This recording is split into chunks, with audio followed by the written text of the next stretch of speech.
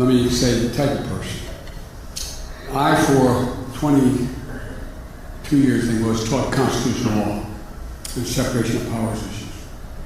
And what I presided over as chairman of the Judiciary Committee. They tell me more Supreme Court nomination judges than anybody in history, just because I've been around so long.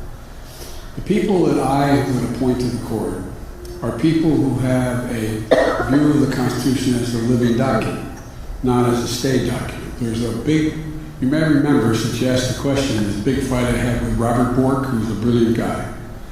Robert Bork argued that if there were no unenumerated rights in the Constitution, if the Constitution explicitly say the right exists, then it does not exist. That was his argument. Okay? I argued, and continue to argue, and the bulk of academia agrees with this now, is that if in fact there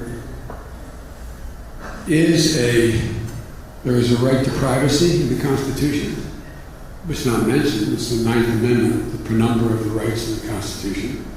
It's also, there are a number of other rights that exist that relate to how you view whether or not all the amendments taken together in the constitutional body actually protects people in their privacy.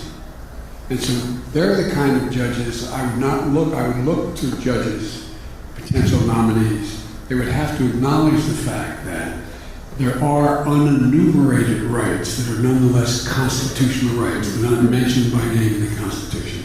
Sounds silly, and I know you seem to know a lot about this. I'm probably boring the heck out of everybody with this answer. But the truth is, it'd be somebody like the people I've supported, from Elaine Kagan, who used to work for me on the Judiciary Committee, to Ruth Bader Ginsburg, who is a real serious person who found women's rights to go well beyond choice, that women need to be treated. There's no place where it says that women have to be treated with equality in the Constitution.